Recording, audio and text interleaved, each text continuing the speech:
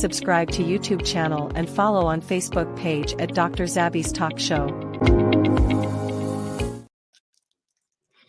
Mo kí wa nílé lóko lẹ́yìn òdì, mo kí wa pé àkóbójú ọjọ́ ṣe rí. Mo kẹ́yìn ìyá, mo kẹ́yìn bàbá, mo kí ẹ̀gbọ́n, mo kí àbúrò, èmi ọmọ yín olólùfẹ́ yín, ayé ọpẹ́ yọ. Ṣé ọlọ́dọ̀ tí náà ní agbára lọ́wọ́ Ọlọ́run? Ayé ọpẹ́ á máa yọ fún wa, lórí ọmọ, lórí ìdáwọ́lé wa. Èwo la mú wá fún wa lọ́jọ́ títí òní? Níbi ká ṣàgbéyẹ̀wò gẹ́gẹ́ bá ṣe máa ń ṣe. Kọ́lọ́run kó ṣàánú fún wa o. Bá ṣe sọ wípé ojú ti là, bèbí ti ṣẹ́jú ní Áfíríkà, ẹ má jẹ́ ká ṣàṣùpara o. Bẹ́ẹ̀ náà lójú ti là nílùú òyìnbó. Ṣebí àwa kan la dìde la sọ wípé ìyà yìí pọ̀, kò yẹ kó rí bẹ́ẹ̀. Àwọn kan dìde, wọ́n sọ wípé ìyà yìí pọ̀, àwọn fẹ́ lọ, ẹ pín wa. Àwọn kan ní ìyà yìí pọ̀, ẹ tún ṣe, ó yìí máa wà òkè, ẹ jẹ́ àforítì bọ̀ ẹ tún ṣe. Bẹ́ẹ̀ náà ló jẹ́ náà nìyẹn wípé nínú ìlú òyìnbó tá a wà yìí náà, ìgbà ọlọ bí òréré o. Báyìí kọ́ ni ó máa rí lọ pẹ̀lú gbogbo nǹkan tó ń ṣẹlẹ̀ lọ́wọ́lọ́wọ́ yìí.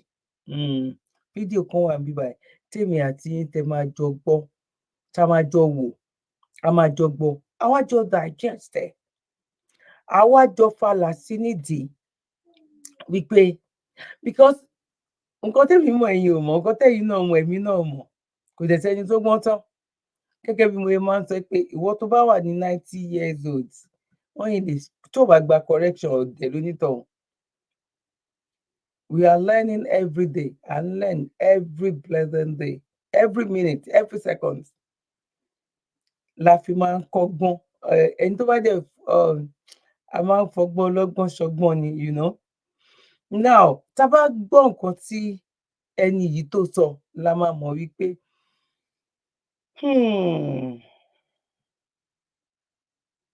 bọ̀ lẹ́yìn ohun gbogbo, àwa máa padà gbégbá ọpẹ́ ní lágbára lọ́wọ́ Ọlọ́run. Mo tún wá fẹ́ sọ fún wa pé kí ló fa èpè? Ẹ gbà wá o, wọ́n máa tẹ èpè bọ ẹnu.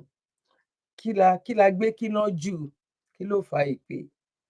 Bá dúpẹ́ lọ́wọ́ Ọlọ́run fún àwa tá sọ wípé àwa ti rí àrídánilójú, a dẹ̀ ti nígbàgbọ́, a ti ní ìrètí wípé nǹkan táwa ń fẹ́, lẹ́tà ayọ̀ yẹn ó sọ kó tó èmi àti yín, kó tó wa lọ́wọ́, kó tó wa lẹ́nu, kó jẹ́ àjẹmọ́nú wa. Ìyẹn làwa sọ wípé ọ̀rọ̀ wípé kí Biafra kan dá dúró, Nàìjíríà kan fọwọ́ mu, kí Yorùbá nation káwọn náà dá dúró. Òun nìkan ló lè rọ nǹkan tó wà nílẹ̀ yìí. Bọ̀ ìgbà wo ni o? Èmi ò mọ̀ o. Time wo ni o? Èmi ò mọ̀ o. Àkókò wo? Èmi ò mọ̀, bọ́ mo mọ̀ pé ó máa ṣẹlẹ̀ pẹ̀lú bí nǹkan ṣe ń lọ. Ó máa ṣẹlẹ̀. Àwọn kan ṣépè, àwọn kan tún parọ́, bọ̀ irọ́ wọn, oh my God, oh my God, oh my God, irọ́ ńláńlá. Now, ẹ jẹ́ ká sáré wọnú ètò lọ, ká ṣe ló ní pápápá. Ó kí gbogbo ẹ̀yin tẹ́ máa ń bá wa pín ètò wa, ẹ̀yin tẹ́ máa ń bá wa fi kọ́mẹ̀ntì lẹ̀, tẹ́ tún máa ń like ẹ̀ náà. God bless you. One love. Now, ẹ jẹ́ ká kọ́kọ́ lọ gbọ́ nǹkan tí ọ̀gbẹ́ni yìí sọ, ká wá jọ digest ẹ̀. Ṣé mo kékeré báyìí máa ń ṣe warm up láì wa, a máa wọnú ètò, a máa wọnú agbami ètò. Now, let's go there. One of these, almost half of Europe. Have you ever been to one of these? Almost half of Europeans live in a place like this or something like it. Europe was built to fight the cold, because in the colder climate in the wintertime, we can't live outside, we'd freeze to death. And so we built these big apartment complexes that were very efficient. Efficient because they have in the basement usually a heating system called central heating. And from that central place, they heat the whole building and everybody stays warm. This is the only way to do it in Europe, because it's so cold and heating is so expensive, we have to cut the cost and huddle people together in these kinds of apartment blocks. So that's why I wonder, if you're an African from a place like this, why would you want to come to a place like this?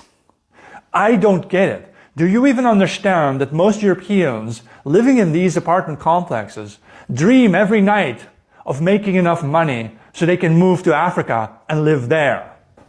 Why at this point would any migrant even still want to come to a place like Paris or London or Rotterdam? These places are horrible. Even if the city center looks kind of nice, the outer rings of these cities where you actually have to live look like this or this. They are absolute shit places. In Europe, you have to be rich to have it well, but most people aren't rich. Like I said, Europe was built to withstand the cold. It was not made for living comfortably. Báwo ló ṣe yé wa sí? Orin wo ló ń kọ fún wa? Àrokò wo ló ń pa? Ṣé mo gba Yorùbá yẹn dáadáa? Àrokò wo ló ń pa fún wa? Àrokò wo ló ń pa fún wa? Báwa ṣe dìde pẹ̀lú ìjọba wa, ẹ má gbàgbé àti bẹ̀rẹ̀ sí ní rí sáyẹ̀nsì ẹ̀. Mo tiẹ̀ wá gbọ́ kó tó di pé mo bẹ̀rẹ̀ prógráàmù yìí. Wọ́n sọ wípé ìjọba Nàìjíríà ní káwọn èèyàn má travel lọ sí UK nísìnyí o, pé UK ò rọgbọ o, mo níjọba ló sọ bẹ́ẹ̀. Ẹ mọ̀ pé táwọn ìyá yẹn tó bá sọ̀rọ̀ ní àwọn ibì kan tó bá ti ń sọ̀rọ̀, á ní kóró gbá lẹ́nu ẹ. Mo ní kóró gbá lẹ́nu àwọn ìjọba tó bá sọ bẹ́ẹ̀. Kí lẹ̀yin pèsè fún àwọn ọmọ ìlú tẹ́yin máa sọ pé kán má lọ ibì kan? Ṣé ó wà lẹ́nu yín ni, ó dùn lẹ́nu yín láti lè sọ? Bìrìtìkóì ló lè sọ yẹn, àwọn dẹ̀ yìí ń sọ tí dọ̀là lọ́la. Ẹ má lọ Nàìjíríà o. Tó bá lọ sí Nàìjíríà, yọ̀ọ̀ tó bá lọ sórí wẹ́bsáìtì wọn. Tó bá lọ sí Nàìjíríà, o lè lọ sí Nàìjíríà bó máa mọ ẹgbẹ́ nǹkan tó fẹ́ lọ ṣe ń bẹ̀. Ó wà very very important wípé o fẹ́ lọ ni.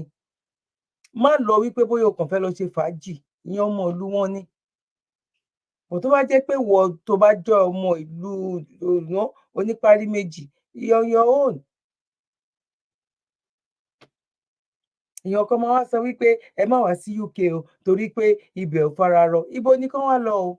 Tán bá tiẹ̀ ń sọ̀rọ̀ ìjọba Nàìjíríà of 4 people. Oh my God. Now, ẹ wo nǹkan tí ọmọ ọ̀gbẹ́ni yẹn tó sọ. Bọ́jú gbogbo ẹ̀ lọ, oh my God, oh my God, wọ́n tún ti gbé èpè irọ́ gbogbo ẹ̀ àdìfẹ́ ti gbé pè. Bọ̀ àwọn náà ní, oh my God, ó kàn ká mi lára ní pé ibo ni kí n ti wọlé, ibo ni kí n ti wọlé, ibo ni kí n ti wọlé. Kẹ́mọ́ kéèyàn sọ nǹkan kó dẹ̀ dúró tì. Kéèyàn sọ nǹkan kó dẹ̀ ṣe. Ṣẹ́rẹ́ tí mo sọ yẹn, tí mo kọ́kọ́ gbé wá yẹn, ẹ bá mi fi kọ́mẹ̀ntì tí sílẹ̀. Àrokò tó pa. Ẹ tún wò sí again, ẹ rewind ẹ̀, kẹ wá tún wò. Àrokò tó pa yẹn, èmi fílẹ̀ fún yín nílé. Ẹ fi kọ́mẹ̀ntì tí yín sílẹ̀ kí n má sọ̀rọ̀ sí wa lẹ́nu. Ojú wo lẹ fi gbọ́ nǹkan tí máa yẹn tó sọ? Etí wo lẹ fi gbọ́? Báwo lẹ ṣe digest ẹ̀ sí? Báwo ló ṣe yé yín sí? Nísìnyí tàbí lọ́jọ́ iwájú? God bless you. Now, ẹ jẹ́ ká tẹ̀síwájú. Ẹ jẹ́ kọ́kọ́ lọ gbọ́ ẹ jẹ́ ká kọ́kọ́ gbọ́ eléyìí tí sísá wa Déọlá tó sọ nípa bàbá Adébóyè pẹ̀lú ọ̀rọ̀ protest. Ká wá gbé ti àwọn tó sọ wípé àwọn ní o, àwa gangan la wà ń bẹ̀, àwa la fẹ́ gba ìjọba Nàìjíríà. Àwa gangan, àwa la fẹ́ gbàjọba Nàìjíríà wa lélẹ̀ àti gbé ojú síta. Kí lẹ fẹ́ ṣe? Ẹ ṣe anything tẹ́ bá fẹ́ ṣe, ojú wa lélẹ̀. Ṣé bẹ́ẹ̀ tí ẹlẹ́ẹ̀mú orúkọ wa, ẹlẹ́ẹ̀mọ̀ wa tẹ́lẹ̀tẹ́lẹ̀ ni? Ó da àwa rèé, a fẹ́ gba ìjọba Nàìjíríà. Ẹ lọ ṣe anything tó bá wù yín láti ṣe. Bọ́ kí n tó gbé yẹn wá, ẹ jẹ́ ká kọ́kọ́ gbọ́ nǹkan tí Sister Déọlá, ẹ jẹ́ ká kọ́kọ́ gbọ́ nǹkan tó sọ náà.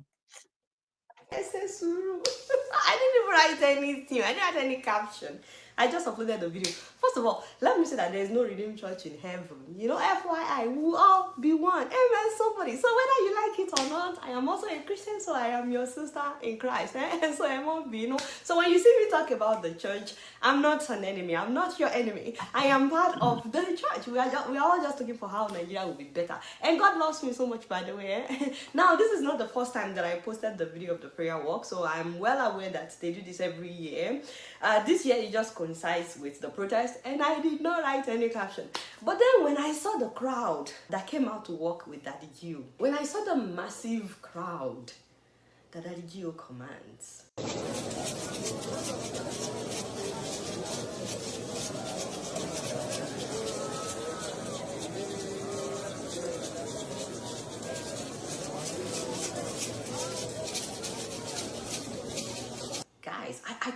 but think, in fact, let's just imagine together. Imagine with me for one, just imagine with me for 1 minute.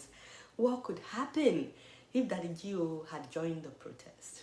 I know, you're all going to say, well, God did not tell him to join the protest. I already knew you would say that. But just imagine with me that he came out, guys. And I know he doesn't need it, but many of his church members need it. People are hungry. People are not finding it funny at a time like this. And so many of his pastors need it. Some of them can barely pay their children's school fees. But really, he doesn't even need to say anything. Okay, they can't even be doing Holy Ghost crusade, open crusade with placards on. It can become an open crusade, though, so long as they have placards on.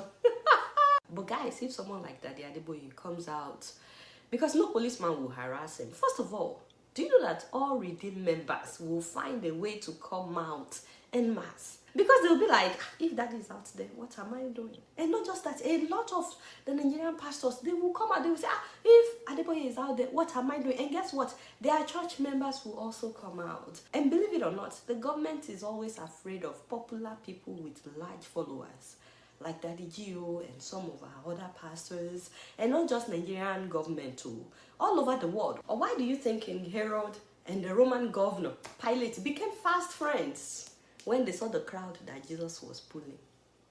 Or who do you think orchestrated the whole crucifixion? I mean, why do you think that a lot of these politicians in Nigeria show up in mega churches during election? It's because they know the influence that our men of God have. What I'm trying to say is that Gio is very passionate about Nigeria. He wants Nigeria to be better. I've seen videos of him praying for Nigeria over and over and over.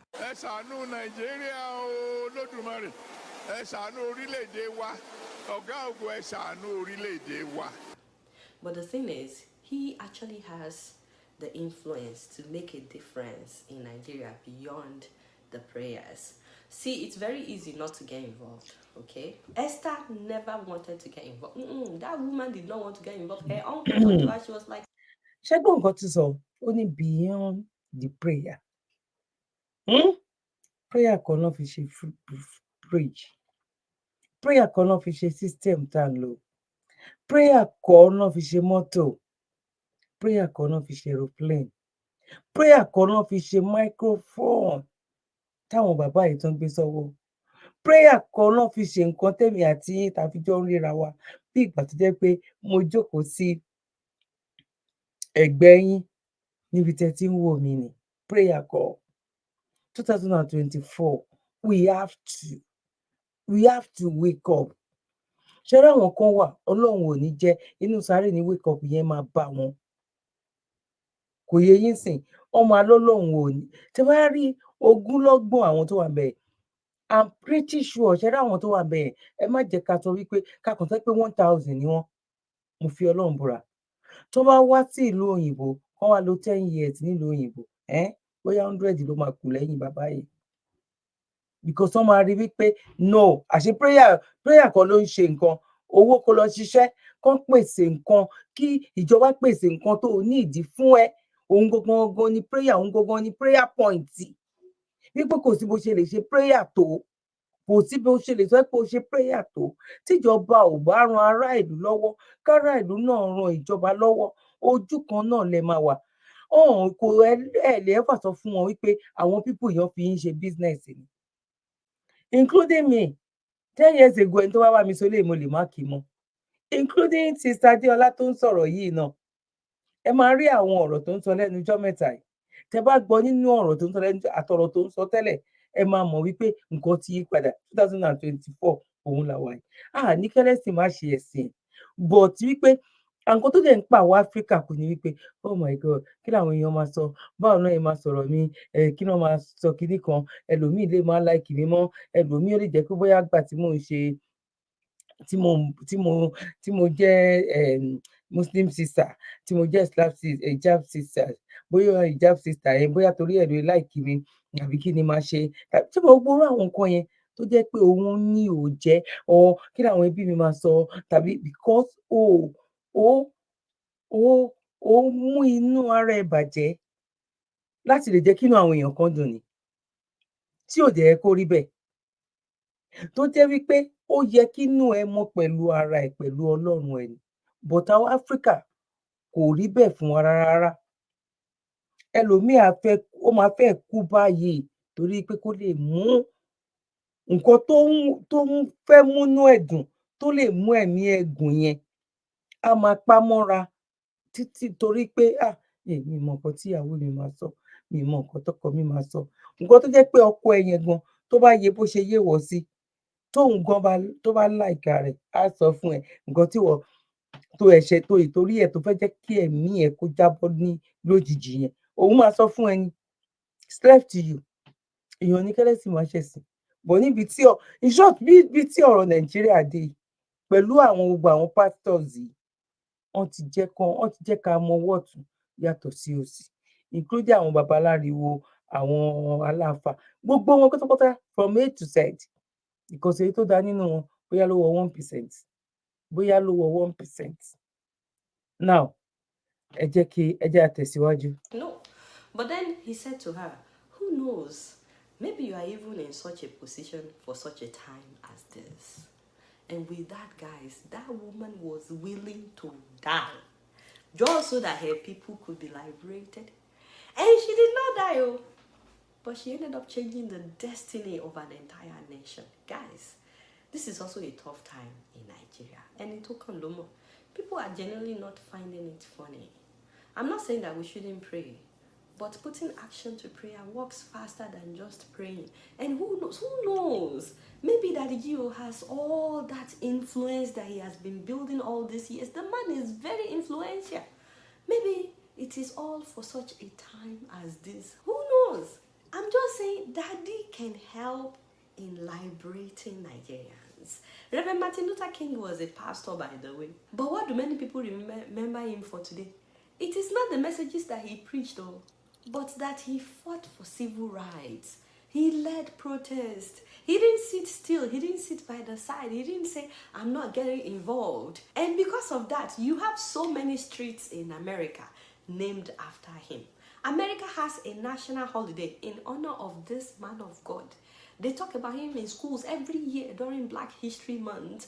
We still talk about the speech that he gave during one of the protests that he led. Evil only prevails when good people do nothing. And I'm not saying that Daddy is not doing anything. I'm just saying he can do more. And we all know that God loves justice. He's a God of justice. Guys, there's no policeman that will harass Daddy Gio. There's no politician that can harass him. He has nothing to lose. But him lending a voice can change the trajectory of Nigeria. That's all I'm trying to say. By the way, it took it to abuse me in the comment section. I know it is expected. And I am not... No. Mo kí wa lẹ́ẹ̀kan sí pé àkú bójú ọjọ́ ṣe rí. Ẹ jẹ́ ká wá lọ sí ẹni tó gbójú jáde. Mo ti kọ́kọ́ play eléyìí fún wa, kẹ́ wá gbọ́ eléyìí, ká máa gbéyẹ̀wò fúnra wọn. Ẹni tó gbójú bọ̀dà, ẹni tó sọ pé wọ́n wá, ó ti wá gbójú bọ̀tà ń sìn. Ọmọ àwọn tó lead protest, ọmọ kìnìkan wọ́n fẹ́ gbàjọba, gbàjọba, wọ́n ti gbé ojú bọ́ síta.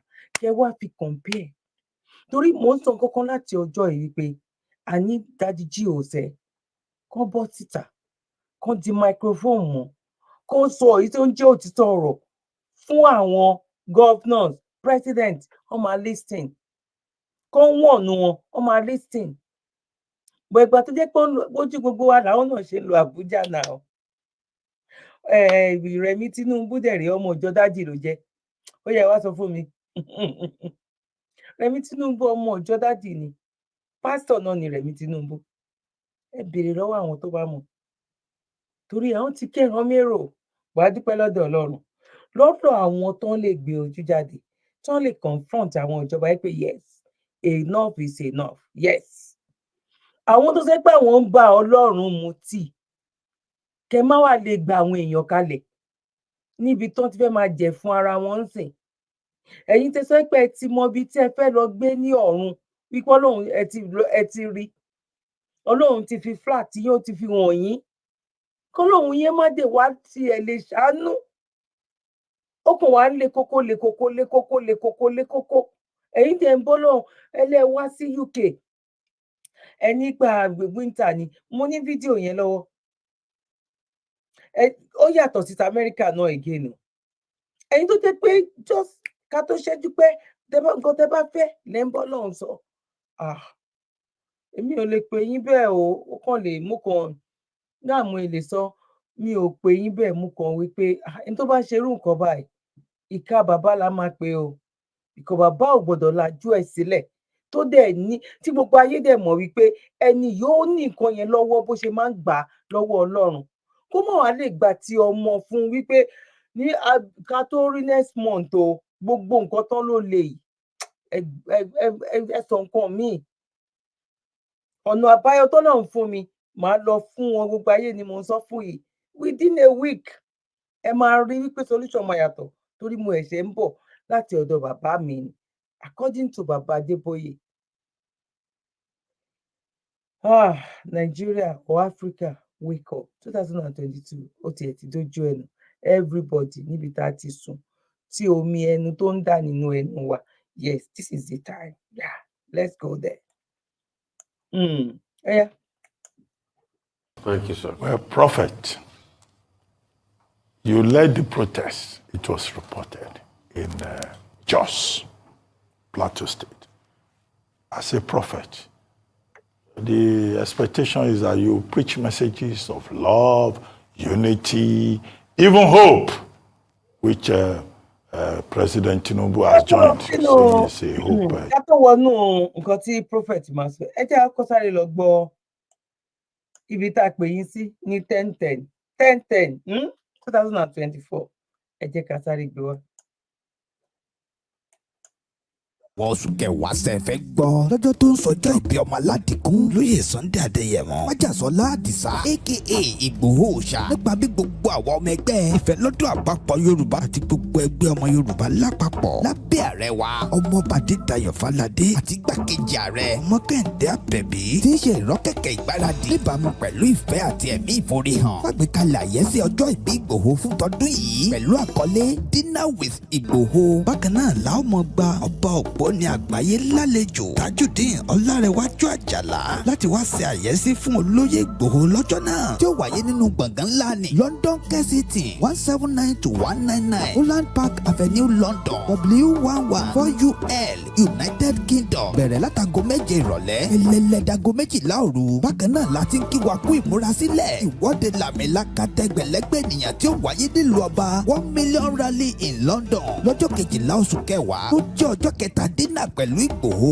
lẹ́yìn Tọ́láyọmí Kóìkí-Mídà àti kálára rẹ̀ ó máa ṣàkóso rẹ̀ pẹ̀lú ọ̀kan ọ̀jọ̀kan àwọn àlàkalẹ̀ ìrọ̀rùn nípa bá a ṣe máa fi ọkọ̀ àjàgbé ńlá ní London route bus gbé àwọn àgbààgbà àti àwọn abarapá gbogbo láti BBC in Oxford Street títí tí ìwọ́de ó fi parí sí Paris Trafalgar Square tó bá wá di ọjọ́ 13 ọjọ́ 4 dinner with Ìgbòho láwọn máa ṣàbẹ̀wò lọ sí ìlú Manchester gan fún ẹ̀kúnrẹ́rẹ́ àlàyé síwájú sí i tàbí láti dá sí ètò ìfọlọ́ntìrìlì ẹ lè pè tàbí kẹ́ WhatsApp Ọláyọmí Kóìkí lórí +447-594-050-979 Yàtúbí lórí +447-570-320-030 Tóyìn Ọláoyè lórí +447-896-018-764 lápapọ̀ ọmọ Yorùbá àgbáyé pátápátá ní àwọn ẹgbẹ́ ìfẹ́lọ́dún àpapọ̀ ọmọ Yorùbá ṣe ń kí ọmọ aládìkún wípé ẹ kú ọdún ẹ kú ìyèdún a sì ń ṣàmọ́dún sẹ́ẹ̀mí ìtayà tọmọ Yorùbá World Media ló ń kéde lórúkọ gbogbo ọmọ Yorùbá pátápátá. Now fún ẹ̀yin tí ẹ bá fẹ́ darapọ̀ mọ́ wa ní 10/10 oṣù kẹwàá ọjọ́ kẹwàá 2024 bóyá ẹ fẹ́ pe nọ́mbà kan kódà gan tó bá jẹ́ pé ẹ fẹ́ more information tẹ́ bá pe nọ́mbà mi I will give you more information tẹ́ bá béèrè fún kọ́lọ́ ń ṣọ́wájú gbà yẹn lọ gbogbo ara máa jọ péjú ṣe lágbára lọ́wọ́ Ọlọ́run. Now ẹ bá wa share ètò yìí ẹ bá wa pé kó lè dé ọ̀dọ̀ àwọn ọmọ Yorùbá àtàtà kò ń ṣe Yorùbá nation nìkan ìwọ tó bá jẹ́ ọmọ Yorùbá ìkọ àìmọye ọmọ Yorùbá náà tó like Ìgbòho tán yìí ń doubt wípé Yorùbá nation or no Yorùbá nation yìí ná àwọn náà lè nífẹ̀ẹ́ sí láti wá kán wá meet Ìgbòho ní ọjọ́ yẹn ṣe understand kájọ wà ní dinner table dinner hall. God bless you. Now ẹ jẹ́ ká tẹ̀síwájú. But you led a protest against the state. Can you explain why you have chosen that option? And then now you are here physically with us in Lagos. It looks like you abandoned the protest. The protest was supposed to be August 1 to 10. Were you persuaded by President Tinubu's address to abandon the protest and leave Jos and come to Lagos? Well, those two issues. Let me answer that last one before I get to the first one. Having abandoned the protest, I believe that you've seen that there was curfew that was declared on the plateau, and also I have some meetings with some of the leaders here in Lagos that we need to sit down and look at the whole situation, and also on how we are going to keep the fire burning until we get things right. And so I'm here specifically to be able to strengthen the hands of men and women that are also willing to fight and to sustain the fight until we recover. You brought the Plateau spirit to Lagos. Yes, because Plateau stood out. By the grace of God, we were able to lead the protest without one soul, without losing one soul, without a breakdown of law and order. And so it stood out in all the protests in the country. And everybody was calling on the Plateau model and template on how they need to follow what we did on the Plateau. So let me come back to the first one. The first one, I'm a prophet by calling. And if you look at the calling of true prophets are restorers of values. True prophets are people that raise the standard of what a society needs to look like. True prophets are men and women that restore certain truths to the society and to its leaders. True prophets are men and women that can look up to the eyes of anybody who is doing what is wrong and confront the person without bending down their eyes. True prophets are not materialistic, and they are not people you can buy their conscience. They are emotionally detached or separated from people that will manipulate them for anything. They actually stand for the purpose of God on earth, and they also present the needs of humanity to God. So they stand in between, and that means that they are there for the defense. For instance, the Bible says that Jesus Christ came into this world in order to redeem humanity from captivity. And if that is what Christ came for, to redeem us from captivity, for this purpose, the Son of God was made manifest. Prophet, sorry to interrupt. Yes, sir. It's the same Bible. Yes, which is the main textbook. Yes, sir. Romans 13, verses 1 to 3 says that the people should submit to the governing authorities. Yes. Do you object to that section of the you have Bible? to understand the context of that scriptures. What is the meaning? Why did that scripture? The scriptures there did not say we should cover the iniquity of leaders. But the scriptures there is saying, look here, you sustain institution by invoking the power of God. Now, anything that contravenes the constitution or the institution of God's word, you are meant to go against it. That's why Paul, the same Paul who gave that admonition, said in the book of Timothy, what did he say? He said, all scriptures is given for instruction, for admonition, for correction, for rebuke, and for righteousness. Okay, so what we are called for is to correct, is to exhort, is to lift up the standard of system and society for the benefit of the people. That's why you're a shepherd. You're a shepherd not to see the people go the wrong way. You're a shepherd in order to guide the people on the right path. All right. Okay, great. And thank you so much, sir, for Dr. Bati is a Bible college scholar as well. Even though he did not graduate, but he went to Bible college. But I wanted to ask you something yesterday, and I'm glad that one of the leaders of the protest is with us in the studio. Senator Adams Oshiomhole was with us yesterday, and he said that the protests had no leaders, had no people, no faces, and so it's good to see your face. But he also mentioned that it was about ending this government, not about poverty, and I want you to speak to that. Was that what you were agitating for in Jos? Were you trying to take out the president from office in terms of ending bad governance? And then if that's not the case, I'd like you to also speak to your statement where you said that the president and the National Assembly should stop living lavishly and be sensitive to the people. What would that look like? Was it reflected in the president's speech? Let me bring you to this. I think this is one of the things that is really, really getting me hard and hot within me. I've observed in this country that we love to sit on the chair of deception and lies. And I'm being very frank with you. Most of the political class, I say most, and that means 90%, come to a stage where they feel they can lie on the people and deceive the people or manipulate the people. Now, let me give you this about this protest. I never knew there was even any plan by anybody. I was in Warri having my conference. I was on a national tour. And I was going from state to state by road. I want to see the state of the nation, so that when we are praying, we know that we are praying specific issues. And I tell you the truth. I've never seen Nigerians in pain like the way I've seen them this time. I've never. When I confronted the former president, I confronted him because I told the nation. This time around, I went on a tour road and I saw the state of the nation. I was in war.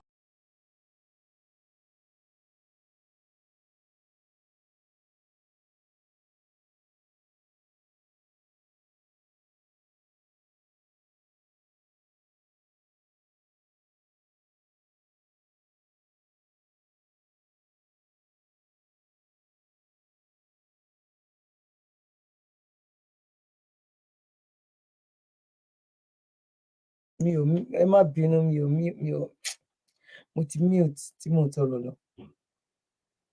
Ẹ jẹ́ kí n gbé padà sẹ́yìn, mo fẹ́ sọ̀rọ̀ sórí ibẹ̀ yẹn ni. Look like? Was it reflected in the president's speech? Let me bring you to this. I think this is one of the things that is really getting me hard and hot within me. I've observed in this country that we love to sit on the chair of deception and lies. And I'm being very frank with you. Most of the political class, I say most, and that means specific issues. And I tell you the truth. I've never seen Nigerians in pain like the way I've seen them this time. I've never. When I confronted the former president, I confronted him because I told the nation. This time around, I went on a tour road and I saw the state of the nation. Ó lóun ò rí ọmọ Nàìjíríà nínú pains báyìí, ṣé bàbá Adébóyè ò rí ọmọ Nàìjíríà nínú pain. Gbogbo àwọn pastors yẹn tó jẹ́ pé tí méjì nínú wọn tó bá jáde láti lè sọ irú nǹkan tí máa yìí tó sọ, ka irú máa yìí mẹ́ta mẹ́rin, solution á wà within a month. Ìyẹn lè máa fi mọ̀ wípé ènìyàn Ọlọ́run ti tán ní Nàìjíríà. Ènìyàn Sátánì ní 99.9. Yes.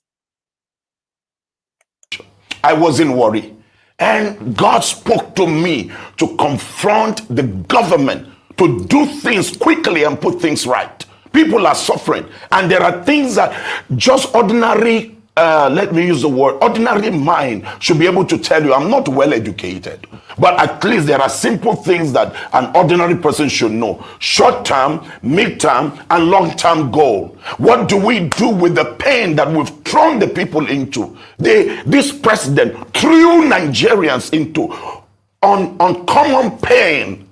People are eating grass. People are eating leaves. So would you say that it was not about ending the government, but writing? It will amaze you. Yeah, because it will amaze you to know this, that yes, not one person has given 1 penny. Not one person has spoken to me.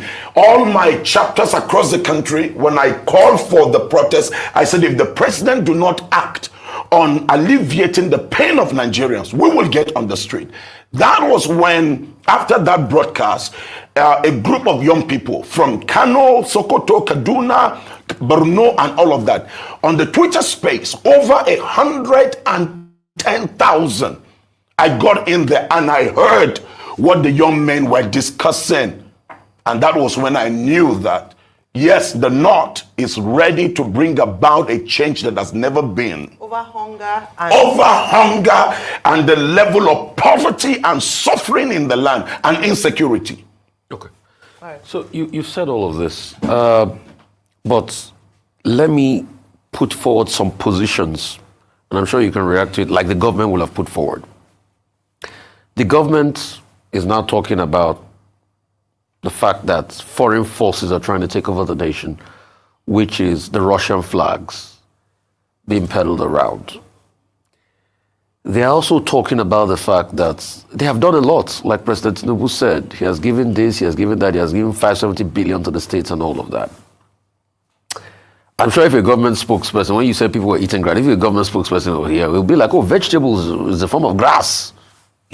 Probably that would be their reaction. I'm just hazarding a guess. The government is now saying, where is my the nation? And they were all young people, no foreign. I tell you this, the entire protest you see, nobody has given a dime.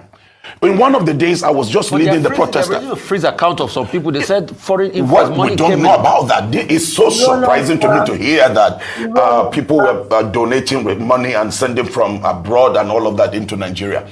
In one of the protests, is there a young man came up the stage and took 5,000 and said he's donating to buy water. Another lady went and brought some bags of water. People were just bringing things. Another person, 1,000. I and my family, we were buying the drinks and the water. People were standing from 7 a.m. until 2 when I would dismiss them to go back home. I mean, nobody was crying of getting food because they said they are already... How many people did you mobilize in Jos? Oh, they were in their tens of thousands. Did you guys count them? Do you have a register of the people that came out? We didn't have the distance, but if you take something that spanned almost half a kilometer, that tells you the crowd. And you mobilized all of them? Yes, we mobilized all of them. And the church mobilized all of them? The church and the people. I mean, it's both Muslims and Christians.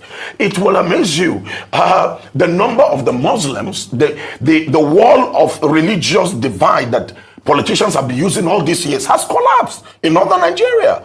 The plateau you see, while the Muslims were having prayers, I would ask the Muslim brothers, okay, it's time for your prayer. And then the Christians will surround them and the Muslims will offer their prayer. So who are these people carrying these flags? If you say they are not your these people. These people you see carrying these flags, let me tell you about the North. That's my place. Okay. One thing about the Northerners is that the Northerners, let me use the word, they are driven by an ideology. When something comes into them and they see it's working, they will tend to pick it up and run with it. Most of these things came from this recent Niger. They are seeing Niger as working because Nigerians are now going into Niger to seek for refuge. So they are seeing Niger, they are seeing Burkina Faso working. So they are now demanding, I'll tell you the truth, they are now demanding that if the military rule can provide Niger with a fence according to the constitution, the military, we can't afford to have anarchy. Yeah, but that is the level of the understanding of the people. Prophet, 2 questions. The first is, tell us about the role of Solomon Dalong, because we were told. Now, everybody ni ma ti dá dúró wípé wẹ́ a ti gbọ́ díẹ̀ nínú nǹkan tí ó sọ. Àná ó tọ́ ni. Ó ń ṣẹlẹ̀, ẹ má bínú.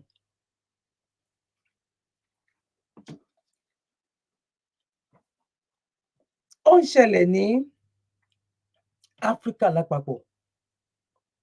Tí Áfríkà bá rí nǹkan kan, or Nàìjíríà tó bá rí nǹkan kan láti ibì kan, tí àwọn Cameroon náà bá rí nǹkan lára Nàìjíríà, tí Ghana bá rí nǹkan lára Nàìjíríà, tí Nàìjíríà bá rí nǹkan lọ́dọ̀ Ghana, a máa ń gbà síra wọn ni. Nǹkan tó ṣẹlẹ̀ nìyẹn pé àwọn Niger, because wọ́n sọ pé bí àwọn kan náà lọ ṣe kinní kan, no. Táwọn ológun bá fẹ́ gbàjọba, wọn ò ní ìdá ti gbé gbogbo ìgbésẹ̀ kan wá pariwo yẹn. Bóyá jẹ́ gangan ni mo rí pé pásítọ̀ yìí, fact ni pásítọ̀ yìí ló sọ. Nǹkan tó rí ni. Ṣèbọn ṣó ibi tán ti rán. Wọ́n padà ṣó apàdà rí télọ̀ tó ń bá wọn rán náà. Wọ́n lọ rà lọ́jà tó ń rán mọ́ra wọn ni. Ṣé understand sìn? Bọ̀ nǹkan tó wà lórí wọn nìyẹn. Ìgbà títí Niger tó ti lè work. Táwọn kan wà tán bá jọba fà á tó dẹ̀ work òun ni. Wọ́n ní ebi kì í wọnú kọ́rọ̀ omi ìwọ̀ nǹkan tó ṣẹlẹ̀ nìyẹn. Ká má gbára wa lákòókò, mo rò pé ẹni tó lọ ń wá ẹni tó ṣe protest governor kí lorúkọ ẹ̀ náà governor Bini tẹ́lẹ̀ ní oh my God is it not 4 years ago or bóyá 2 years ago ọmọ ṣe kinní kan mo ti gbàgbé bóyá ti bá rántí because ó lọ sórí Arise tó sẹ́ pé àwọn ọ̀mẹ́ni tó àwọn tó ń lead rally mo fẹ́ try láti rántí orúkọ yẹn ni orúkọ tó common ní bọ̀ mi rántí now ìgbà tóun wá sọ bẹ́ẹ̀ pé ọmọ àwọn tó gbójú ọmọẹni tó àwọn tó ṣe rally rere àwọn tó ṣe rally rere òun dẹ̀ sọ bẹ́ẹ̀ pé kí lorúkọ brother wa yìí Ṣòwòrẹ́ rí sọ pé òun lead protest kó wà l'Amẹ́ríkà yes but eléyìí ń ṣe ó ti kójú ẹ̀ jáde kò sí l'Amẹ́ríkà ẹ̀yin tí ẹ dẹ̀ jẹ́ pastor shame on you people tẹ́ wà ní position tẹ́ rí wípé àwọn ọmọ ń kú mọ́ yín lọ́wọ́ tẹ́ ẹ̀ dẹ̀ rí nǹkan ṣe sí tẹ́ ẹ̀ lè sọ̀rọ̀ sókè níwájú ìjọba ojúgbà yàntì fún yín yes níbi tí ọ̀rọ̀ dé yìí ká má wàá rí àwọn church tó lórúkọ now ẹ jẹ́ ká wá lọ síbi ọ̀rọ̀ elépèdè kí ló fa ìpè brother mi sister mi ò ní jẹ́ kó pẹ́ torí ẹ̀ mo jẹ́ pé mi ò lè play video mi ò lè pọ̀ mo rò pé a ti di point mu nínú nǹkan tó ṣẹlẹ̀ ẹ òdìsá ó sọ àwọn point tó ṣe kinní gan bẹ́ẹ̀ o bọ̀ kò kàn sí time mọ́ ni mo dẹ̀ fẹ́ jẹ́ ká wo ti brother wa yìí ó possible kẹ́yìn kan tìrí ó dẹ̀ possible kẹ́ máa tìrí ìbọn jẹ́ kí n gbé wá kájọ́ fojú wo kó tó di pa màmí tó wà sópin. ọmọtọmọ ìdínà sọláàtà mustaqima sọláàtà lẹdínà amta àléhùn gẹrù mọdúbà àléhùn ọdọọlìnà àmín. Bàbá Bọ́lá Ahmed Tinubu tẹ́ ẹ bá fẹ́ kọ́lọ́run ọba tiyín jẹ́ tẹ́ ẹ fẹ́ kẹ́ ẹ síra láyọ̀ lórílẹ̀‐èdè Nàìjíríà ní gbogbo ìgbà tọ́lọ́run bá pè yín sọ́dọ̀ kẹ́ ẹ bọ́lọ́run dáadáa ẹ lísìtì sọmọ Nàìjíríà. Okay. Àwọn ọmọ Nàìjíríà fẹ́ràn yín wọ́n nífẹ̀ẹ́ yín o pàápàá jùlọ àwa Yorùbá. Olójú tó jẹ́ o jáde tán fún yín. Gbogbo àwa Yorùbá kọ́ gbogbo àwa Yorùbá kọ́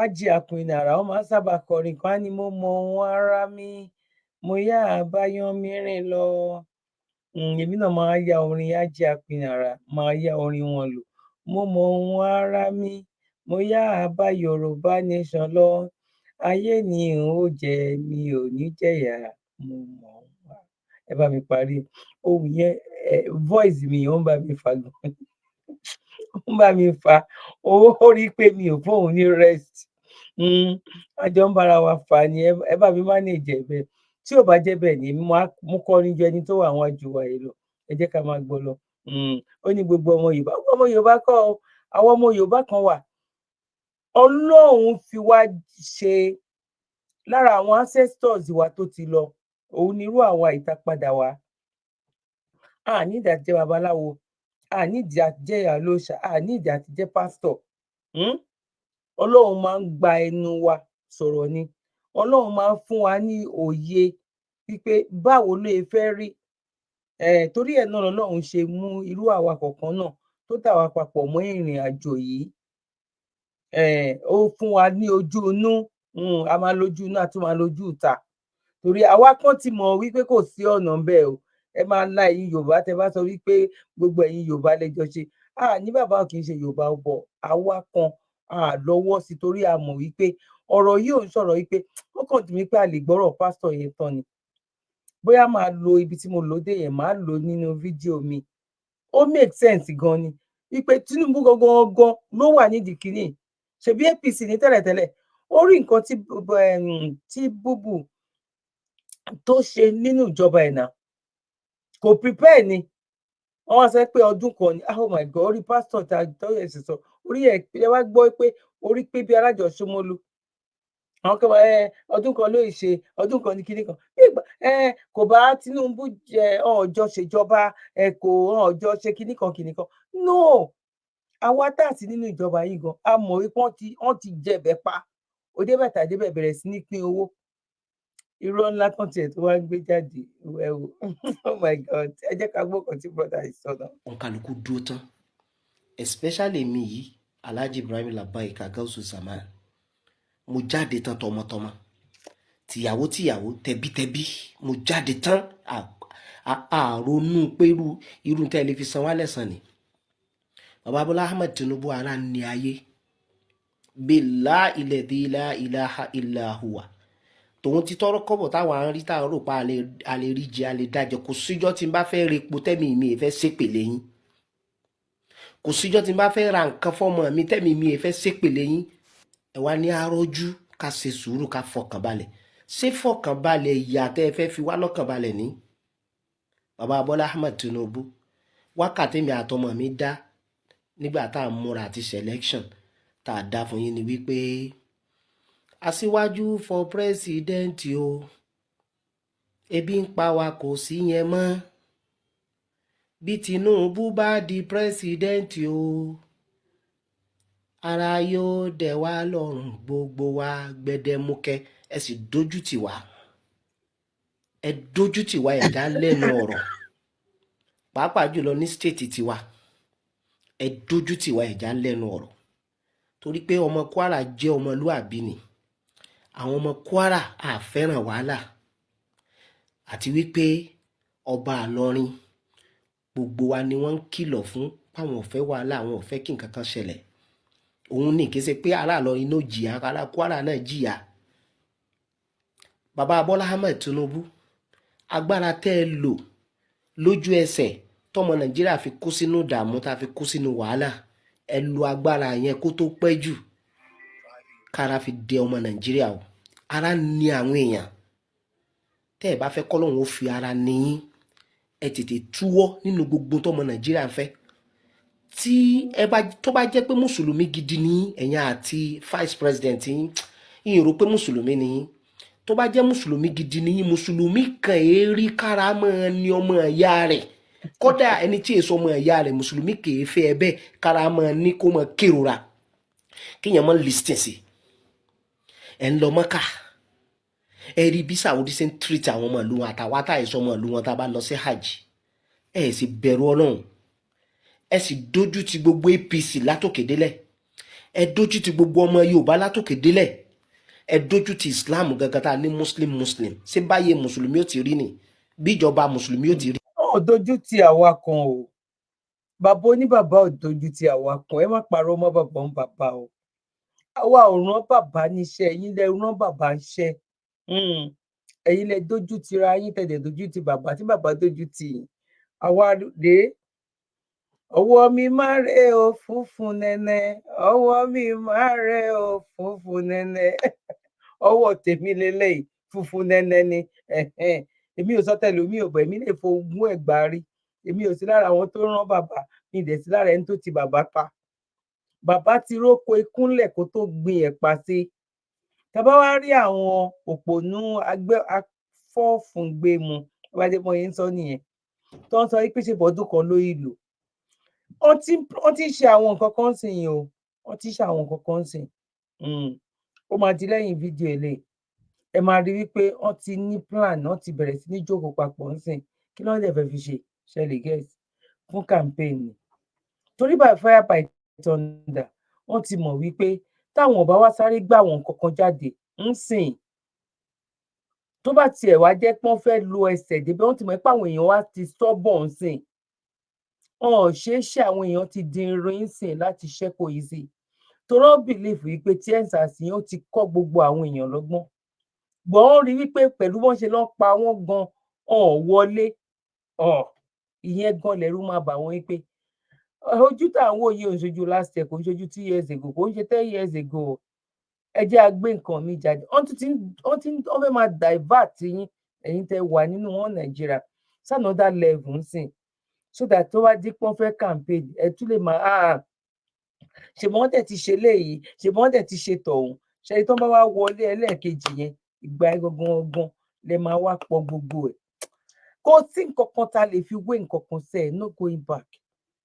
kó ní kálukú lọ nílò ẹ̀ òun nìkan ló lè la nǹkan tó wà nílẹ̀ àwọn eléyìí tó ń wá bọ́ tàǹsì tó ń lọgun tó ń ṣépè tó ń ní ọmọ Yorùbá orí wọn ọmọ Yorùbá mélòó ẹ má yọ àwọn kan kúrò ẹ má yọ àwọn kan kúrò.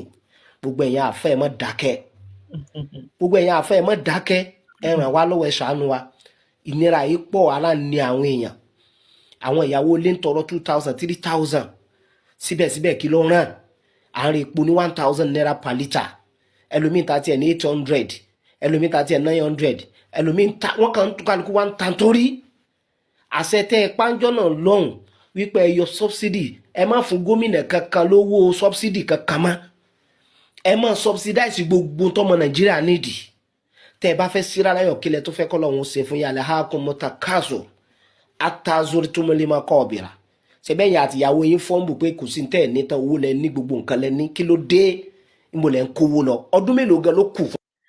wọ́n ní àtàwọn ìyàwó yín fọ́ǹbù wọ́n lẹ́ fọ́ǹbù dádì ẹ̀ máa ń fọ́ǹbù ẹ̀gbọ́n ẹ̀ ń fọ́ǹbù wọ́n lẹ́ fọ́ǹbù wọ́n dẹ̀ yín fọ́ǹbù náà. now ó ń ká mi lára bóyá mo lè gbọ́ nǹkan tí pásítọ̀ yẹn ta lè sọ bóyá bíi 2 minutes. I never saw one fertilizer from the federal government. Yes, and they say the reinstatement of the subsidy for the next 6 months.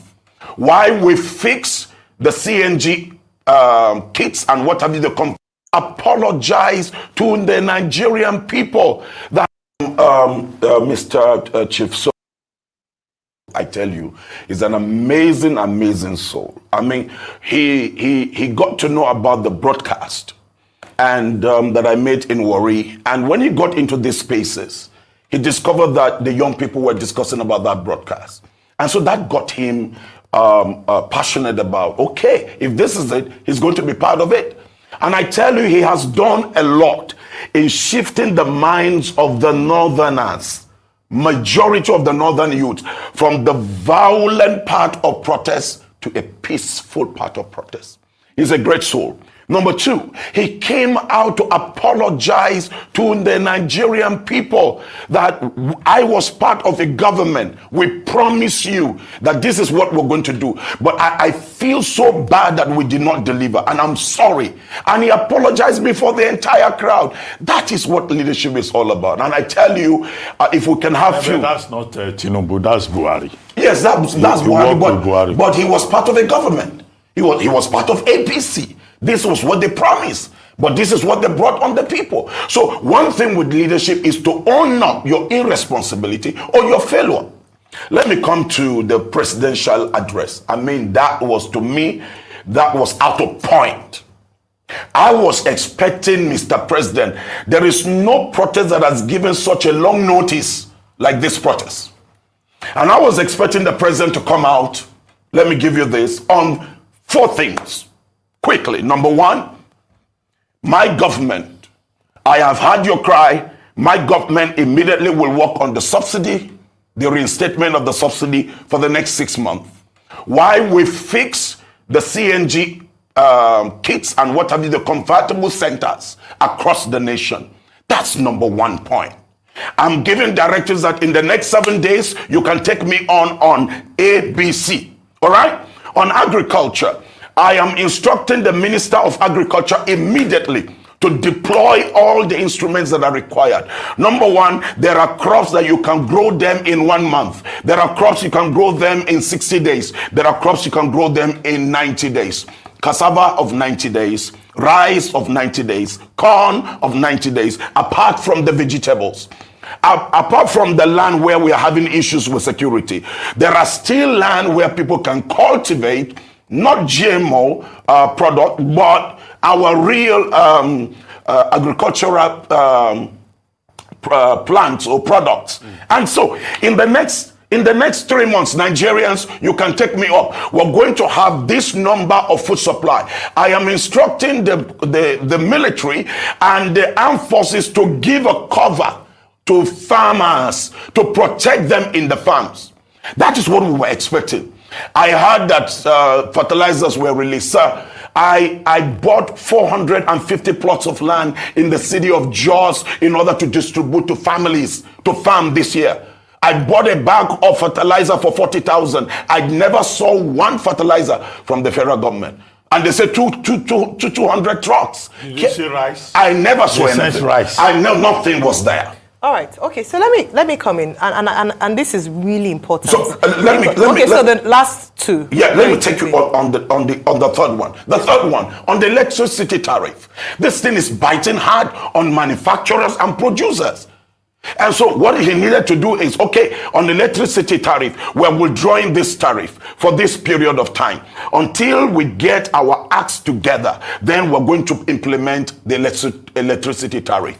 Number 4, what the president needed to do was quickly to instruct the armed forces to act on the state of security, and then say, okay, we want 100 youths in every village, especially in the areas where we're having this insecurity issue. Because I want you to liaise with the 100 youths to secure this territory. That's all the president needed to do. Then number 5, on my cabinet, I am going to reject this cabinet. 85% of the members of the cabinet are non-functional. They are just wasting the resources. And the president needed to cut down on the cost of governance. For me, as the president of Nigeria, I'm cutting down on the total allowance. 50% of my allowance. It's not a poor man. All right. Okay. Thank you so much. I mean, thank you for, outline. Oh my God, oh my God, oh my God. Sevanika, continue by. Torí àwọn tó wà ní Nigeria. Program tí mo ṣe before ilé, mo rí comment kan bẹ́ẹ̀ ó ní go straight to the point because of our data. Ẹ ti máa mọ̀ ìpara Nigeria. Kọ́lọ́n kó ṣàánú. Ẹ má jẹ́ kọ́lọ́n kó ṣàánú ara Nigeria. Ọlọ́run á gbọ́wọ́ yín sókè lágbára lọ́wọ́ Ọlọ́run. Now, àwọn tán ló ń wá àwọn tán sọ pé wọ́n fẹ́ gbàjọba lọ́wọ́ wọn. Àwọn tán lè di rally. Àwọn lélẹ́yìí. Àwọn ló wá gbójú bọ́ síta yìí o. Ẹ wá gbọ́ ọ̀rọ̀ táwọn olórí ilé ń sọ. Ẹ gbọ́ ọ̀rọ̀ tẹni tó jẹ́ pásítọ̀, because bó ṣe wà yẹn, ó mọ̀ wípé anything tó bá wù yín ni kẹ́ ṣe fún òun fi ẹ̀mí òun lélẹ̀. Òun ò wá gbàjọba lọ́wọ́ yín. Tẹ́ bá wá sọ wípé òun wá gbàjọba, it's left to you láti lè wá sọ yẹn. Bọ̀ òun fún yín ní àkókò wípé protest oṣù kan o. Lóṣù kan yẹn gan kó tó di wípé wọ́n kàn fẹ́ sọ wípé ẹ ṣe nǹkan tẹ́ fẹ́ ṣe tàbí ọ̀hún tó bẹ́ẹ̀. Ìgbà tẹ̀lé handle ẹ̀, ìgbà tó wá ṣẹlẹ̀ ń sìn, wọ́n wá sọ àwọn nǹkan wo ló yẹ kẹ́ ṣe, wọ́n ti ń gbégbèsè ẹ̀ bọ̀ irọ́ náà pa.